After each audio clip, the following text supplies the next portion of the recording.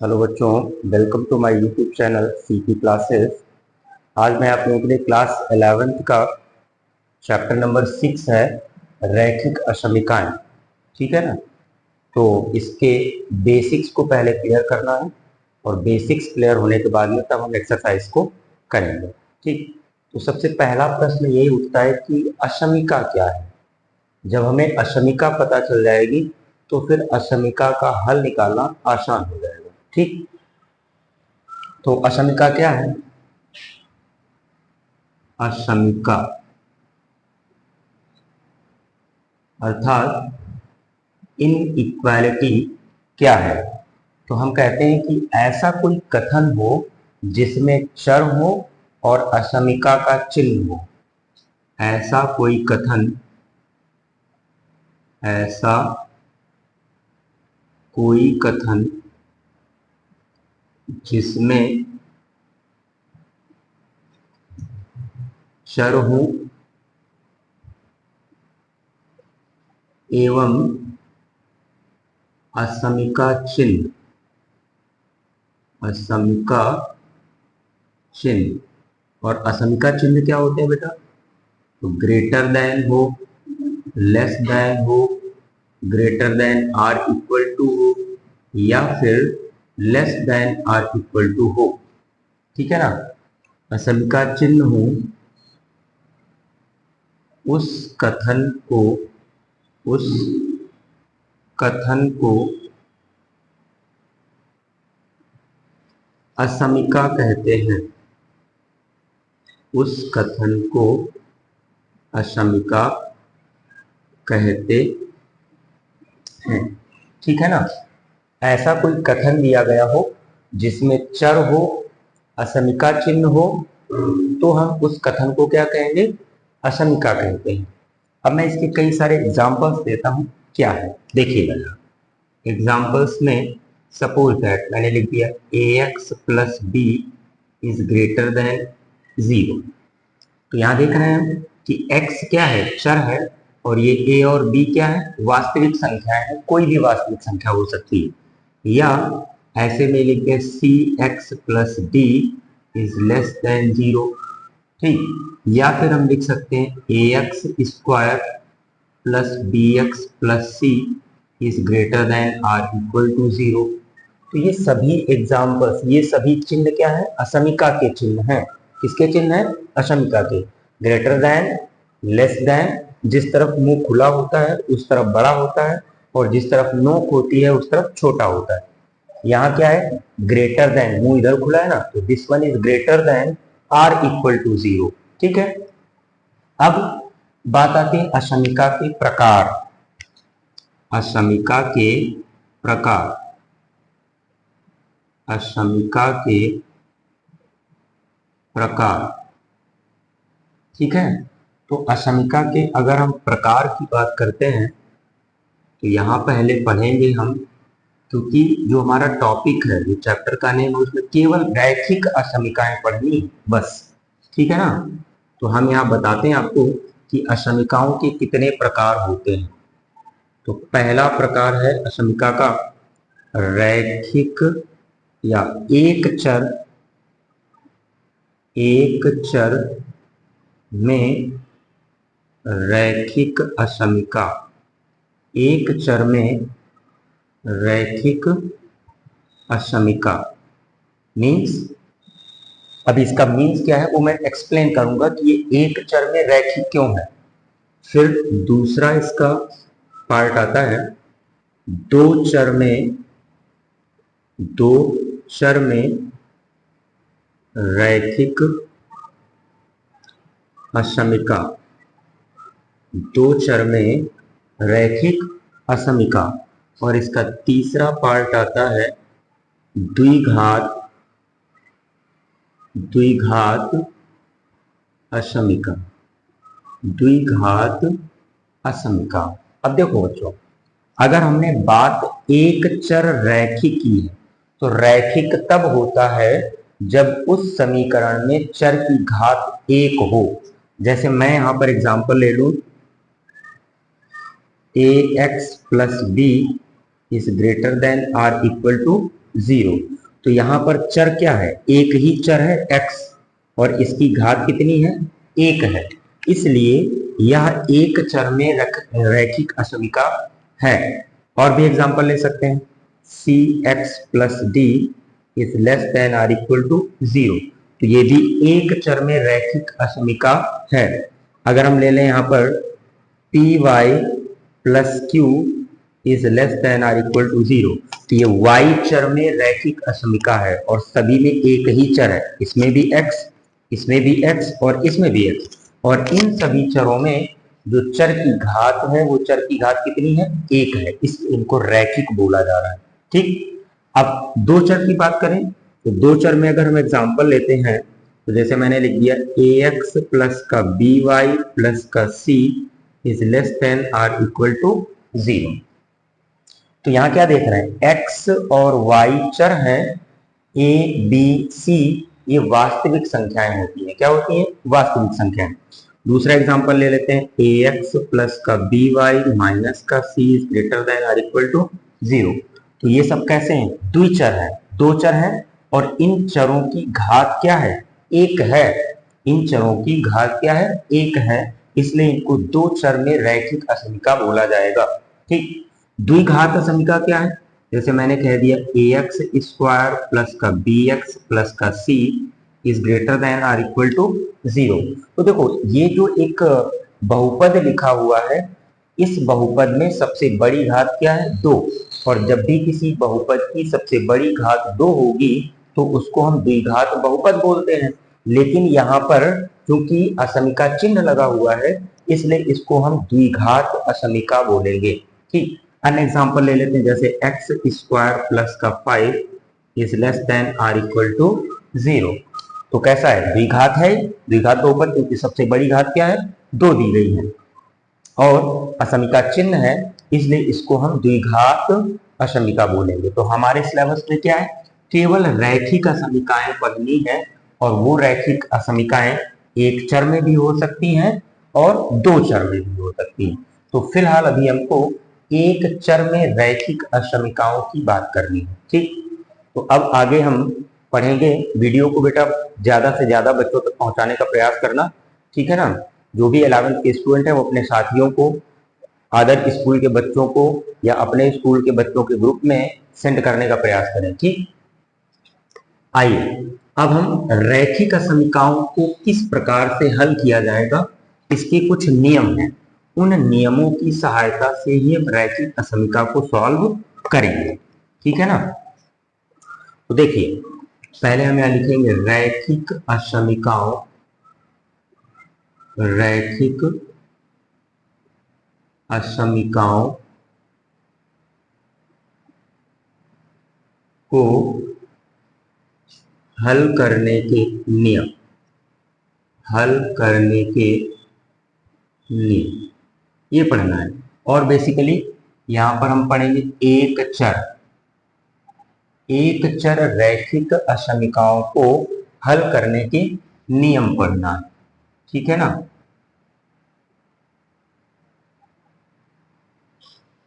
तो नियम नंबर 1, नियम नंबर 1 क्या है कि यदि असमिका के दोनों पक्षों में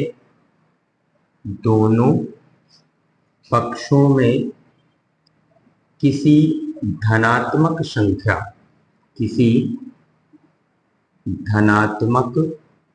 संख्या को जोड़ा अथवा घटाया जाए, जोड़ा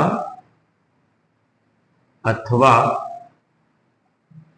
घटाया जाए, तो असमिका का चिन्ह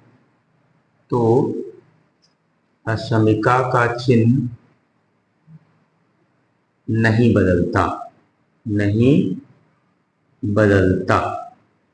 ये पहला नियम है कि अगर हम किसी असमिका के दोनों पक्षों में समान संख्या को जोड़ते हैं या समान संख्या धनात्मक संख्या को घटाते हैं तो ऐसी स्थिति पर असमिका का चिन्ह नहीं बदलेगा। जैसे मैंने एक असमिका लिखा 2x + 3 इज ग्रेटर देन 5, ये है। अब मैं अगर यहां लिख दूं कि भाई इस असमिका के दोनों पक्षों में 4 जोड़ने पर, तो दोनों पक्षों में जोड़ना है, मीन्स 2x + 3 + 4 और इधर 5 + 4, ठीक है ना। तो मैंने दोनों पक्षों में 4 ऐड किया है, तो असमिका का चिन्ह जैसा था वैसा ही रहेगा। असमिका के चिन्ह को आपको बदलना नहीं है, ठीक है ना। नियम नंबर दूसरे पर आते हैं। बस इन्हीं नियम के माध्यम से इस पूरी एक्सरसाइज को, इस पूरे चैप्टर को सॉल्व करना है, इसलिए बहुत ध्यान से देखिएगा। रूल्स कॉन्सेप्ट हमारा मजबूत हो गया तो फिर क्वेश्चन कैसा भी आ जाए कोई फर्क नहीं पड़ता है। नियम नंबर 2 कहता है कि यदि असमिका के दोनों पक्षों में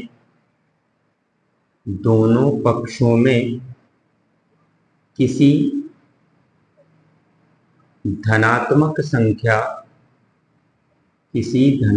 संख्या से गुणा अथवा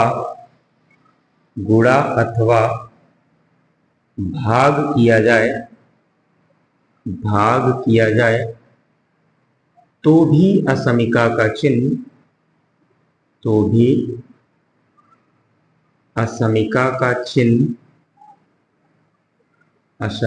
चिन्ह नहीं बदलता, तो भी असमिका का चिन्ह नहीं बदलता है।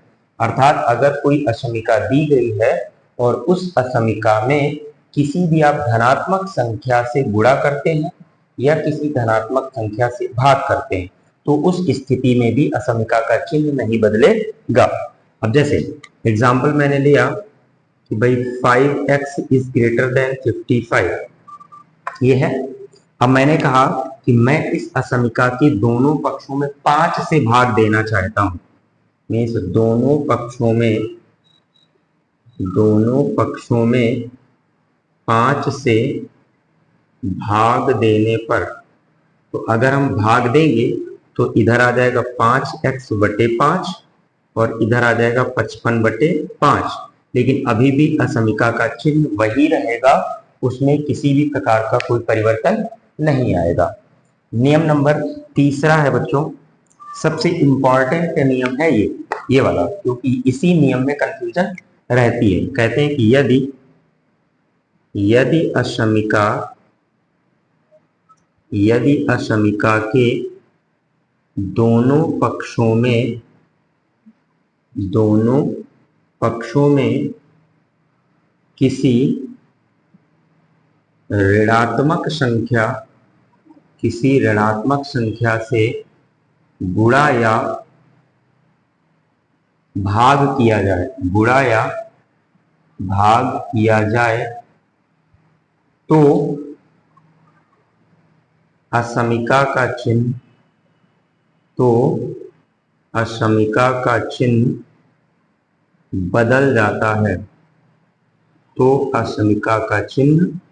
बदल जाता है, सबसे इंपॉर्टेंट नियम है।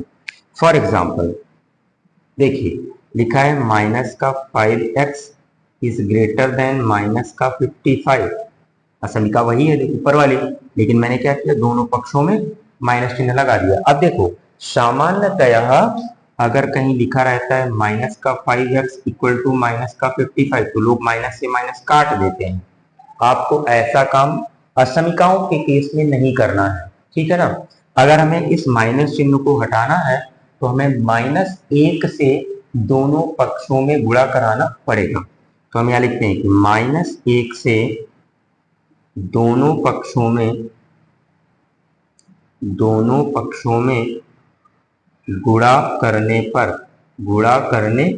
देखो, -1 से यहाँ गुणा कर दे तो ये प्लस का हो जाएगा, यहाँ भी -1 से गुणा कर दे तो ये प्लस का हो जाएगा। तो -5x में गुणा करा देना है -1 से, और इधर -55 में गुणा करा देना है -1 से।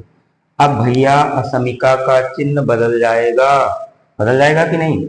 अब यहाँ देखो ग्रेटर देन का साइन लगा था और अब साइन लग जाएगा लेस देन का। मेरी बात समझ आ गई ना? तो तीसरा नियम सबसे इंपॉर्टेंट नियम है, इसको ध्यान रखना है। ये वाला काम हम समीकरणों में करते हैं, तो इस वाले काम से आपको बचना है कि अगर हमने देखा कि असमिका के दोनों तरफ माइनस माइनस है तो झट से माइनस माइनस को उड़ा दिया, ऐसा नहीं करना है, ठीक है ना? अगर माइनस चिन्ह को आपको हटाना है तो या तो माइनस वाली संख्या से भाग करिए या फिर माइनस वाली संख्या से गुणा करिए, ताकि उसका माइनस का चिन्ह हट जाए। और जब भी आप ऋणात्मक संख्या से गुणा कराएंगे तो उस स्थिति पर असमिका का चिन्ह आपको बदलना पड़ेगा। दूसरी बात, ये तो रैखिक असमिकाओं को समझने की बात थी कि रैखिक असमिकाओं को हल कैसे किया जाएगा और कैसी रैखिक असमिकाएं। अभी हम फिलहाल एक चर रैखिक असमिकाओं की बात करेंगे जिनमें केवल एक चर होगा। उससे पहले थोड़ा सा एक कॉन्सेप्ट और समझना है। अंतराल दिया जाता है क्योंकि जब आप उन असमिकाओं का हल समुच्चय लिखेंगे तो हल समुच्चय लिखते समय कई बार आपको आंसर अंतराल के रूप में देना पड़ेगा। तो वो अंतराल क्या है, ठीक है ना? अंतराल बेसिकली दो प्रकार के होते हैं और वो मैं दोनों प्रकार के अंतरालों को यहाँ एक्सप्लेन करता हूँ। वैसे सेट थ्योरी में ये अंतराल दिए गए हैं कि कैसे होते हैं। तो बच्चों यहाँ पर अंतराल हम पढ़ेंगे, अंतराल, और अंतराल दो प्रकार का है। अंतराल कितने प्रकार का होता है? दो प्रकार का। एक को कहा जाता है विव्रत अंतराल, विव्रत अंतराल, ठीक है ना? और एक को बोला जाता है संव्रत अंतराल, संव्रत अंतराल। इंग्लिश में इसको बोलेंगे ओपन इंटरवल, ओपन इंटरवल, और संव्रत को बोलेंगे क्लोज्ड इंटरवल। बहुत छोटी सी बात है, ठीक है ना? इंटरवल। अब ध्यान देना, जो भी विव्रत अंतराल होगा उस विव्रत अंतराल को छोटे कोष्ठक में लिखा जाता है, ठीक है ना? और जो संव्रत अंतराल होगा उसको बड़े कोष्ठक के अंदर लिखा जाता है। इतनी बात ध्यान आई? अब प्रश्न ये उठता है कि साहब हम कैसे पहचानेंगे कौन सा खुला और कौन सा बंद? ये सबसे बड़ी मुश्किल बात है, तो इसको भी क्लियर करते हैं। अगर कहीं पर भी केवल लेस देन, ग्रेटर देन और या फिर केवल लेस देन का चिन्ह आता है तो समझ जाना कि ओपन इंटरवल है। कैसा इंटरवल है? ओपन इंटरवल है। और अगर कहीं पर less than or equal to आ जाए या फिर greater than or equal to आ जाए तो आपको समझ जाना है कि भैया यहाँ तो क्लोज्ड है। कैसा अंतराल है? संव्रत अंतराल है। ठीक, अब इनके अंतर बताता हूं क्या है। जैसे मैंने एक अंतराल लिख दिया कि भाई जो भी आपको संख्या लेनी है वो आपको 3,8 के 8 तक लेनी। तो ये जो ओपन इंटरवल होता है ये कहता है 3 और 8 के बीच की संख्याएं लेनी है। क्या लेनी है? मैं लिख देता हूं। यहां इसका मतलब क्या होगा कि 3 तथा 8 के बीच की संख्याएं, बीच की संख्याएं, ठीक है ना? तो अगर हम बीच की संख्याएं लिखेंगे तो बेटा क्या आएंगी? 4, 5, 6 और 7, यही संख्याएं तो आएंगी।